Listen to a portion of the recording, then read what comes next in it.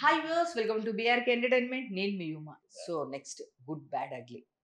So చాలా బాగుంది, నేను థ్యాంక్ యూ. చూశాను. సో అజిత్ గారితో మాట్లాడే ఒక son character, father and son, అంటే త్రిష గారికి వాళ్ళిద్దరు parent as a son. So చాలా కంటిన్యూషన్ క్యారెక్టర్ లాస్ట్ వరకు ఉంది నీకు. అవును.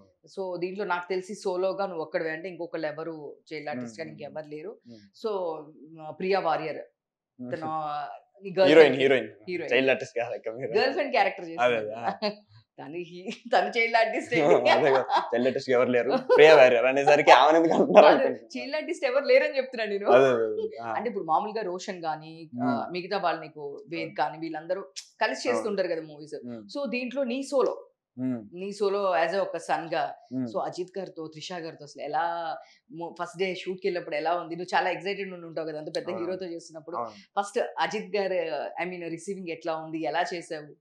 అంటే వాళ్ళ గురించి ఒక్క ముక్కలో చెప్పాలంటే అక్క, నా ఫస్ట్ డే ఎక్స్పీరియన్స్ చెప్తే చాలు. సో ఫస్ట్ డేనే హైదరాబాద్ లో షూటింగ్, నాకు షార్టే with Ajith sir and Trisha ma'am. So అప్పుడు ఏంటంటే నేను రెడీ అవుతున్నా సడన్ గా ఒక అన్న వచ్చి ఫాస్ట్ సెట్ ఫాస్ట్ రా అన్నాడు. ఎందుకన్నా అనేసి నేను హెయిర్ చేసుకుంటున్నాను. హెయిర్ ఒక పర్టికులర్ గా కావాలన్నారు డైరెక్టర్ గారు ఆ షాట్ లో. సరే అనేసి అది చేస్తుంటే మధ్యలో ఆపేసి పరిగెట్టడం స్టార్ట్ చేస్తే అలా నడుచుకుంటూ వచ్చేస్తున్నారు ఆయన అజిత్ గారు, డైరెక్టర్ గారు. నేను చూసి ఫస్ట్ టైం కదా మనం చూడటం, చిన్నప్పటి నుంచి చూసాను సినిమాలు. సడన్ గా వచ్చి అలా హగ్ చేసుకొని ఎలా ఉన్నావు అంతా అడిగారు, మొత్తం ఇంగ్లీష్ లోనే. ఎలా ఉన్నావు అంటే బాగున్నాను సార్ అంటే, నువ్వేం భయపడకు, నేను నీ జస్ట్ కో యాక్టర్ ని మాత్రమే, ఏ స్టార్ ఇలా ఏమనుకొని ఏం భయపడకుండా. తమిళ్ వచ్చేస్తుంది మధ్యలో, అక్కడ చెప్పి అలవాటు అయిపోయి తమిళ్ వచ్చేస్తుంది. భయపడకుండా యాక్ట్ చేయి, నేను నీ కో యాక్టర్ ని మాత్రమే అనేసి ఇంకొంతసేపు మాట్లాడి వెళ్ళిపోయారు. తర్వాత కూడా వాళ్ళకి అర్థమైంది, త్రిషా మ్యామ్ ఇటు సైడ్, అజిత్ సార్ ఇటు సైడ్. ఫస్ట్ షాట్ నేను మధ్యలో అన్నా, నాకేమో భయం వేసేస్తుంది. వాళ్ళేమో మాటికి అంటే వాళ్ళకి అర్థమైంది, అఫ్ కోర్స్ అర్థమైంది కదా, వాళ్ళంటే వాళ్ళతో ఎవరైనా చేసే ముందు భయపడతారు. సో ఏంటి చెల్లె సిబ్లింగ్స్ ఉన్నారా, మదర్ అండ్ ఫాదర్ ఏం చేస్తా ఉంటారు, సో ఇలాంటివి అడుగుతూ కొంచెం అలా బాండింగ్ వాళ్ళే క్రియేట్ చేశారు, నాకు కొంచెం కంఫర్ట్ జోన్. సో అలాంటి ఒక very sweet people. So Trisha గారి గురించి ఏం చెప్తావు? త్రిష గారు అదే కదా, ఈ ఫస్ట్ డే ఎక్స్పీరియన్స్ చాలు వాళ్ళ గురించి. త్రిష గారు కూడా స్పెయిన్ లో చాలా సార్లు మేము అలా నుంచొని చాలా మాట్లాడుకున్నది. తనైతే ఒకసారి నువ్వు ఈ జనరేషన్ కరెక్ట్ కాదేమో అంటే, నేను ఒక కైండ్ ఆఫ్ కొంచెం ఏమంటే ఒక ఏంటాం ఒక పద్ధతి, ఒక స్కెడ్యూల్ వేసుకొని దాన్ని బట్టి ఉంటది నాది. నాకు తెలిసి ఇదేంటి నువ్వు ఈ జనరేషన్ లో ఉన్నట్టు, ఈ జనరేషన్ వాడు కాదన్నట్టు అనిపిస్తుంది, నువ్వు అసలు ఈ జనరేషన్ లో చేసే ఏ పనులు పార్టింగ్ ఏం చేయట్లేదు నువ్వు అంటే.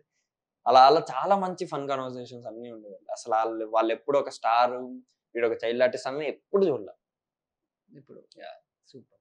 నెక్స్ట్ ప్రభు గారు అంటే ఇంకా నేను ఆయనతో వర్క్ చేసిన చాలా తక్కువ డేస్, బట్ ఆయన నాకు సెట్ లో ఉన్నప్పుడు చెప్పడం గానీ, అంటే నేను నార్మల్ గా వెళ్ళి తాతయ్య నీకు కాదు తాతయ్య అంటే, అలా కాదు నువ్వు చెప్పదు తాతయ్య నీకు కాదు, ఆయన యాక్ట్ చేసి నాకు చూపించడం. సో ఆయన ఒక చిన్న పిల్లడు మనస్తత్వం అయింది. సెట్ లో చాలా బాగుంటారు అంత. ఎన్ని డేస్ షూట్ చేస్తుంటారు గుడ్ బ్యాడ్ అగ్లీ?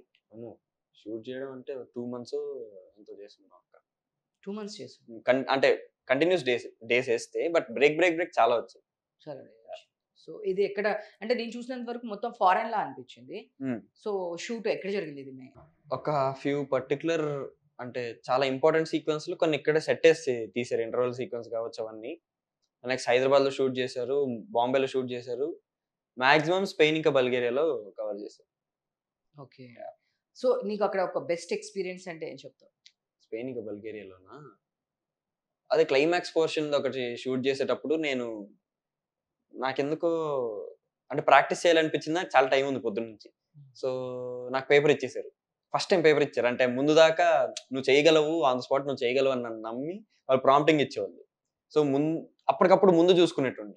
సో ఇప్పుడు అలాగో టైం ఉంది కదా సార్, కొంచెం ముందు ప్రాక్టీస్ చేస్తా అంటే సరే అన్ని ఇచ్చారు. నాకు అది ఎలాగోలా మనం వితౌట్ పేపర్ చెప్పాలి, వితౌట్ ప్రాంప్టింగ్ చెప్పాలని నేను ఫిక్స్ అయిపోయి ఏం చేశాను, చదువుతూ బట్టి కొడుతూ నిద్రపోయాను.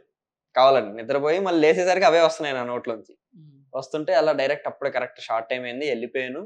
మూడ్ అంతా సెట్ చేసుకొని వెళ్ళిపోయాను. డైలాగ్ వితౌట్ పేపరే, కొంచెం అటు ఇటు తప్పు ఉన్నా కూడా చెప్పేసిన తర్వాత ఒక్కసారి కట్ అయిపోయిన తర్వాత అజిత్ సార్తో సహా అందరు క్లాప్స్ కొట్టుకుని నా దగ్గరకు వచ్చి చాలా బాగా చేసావు అన్నాము.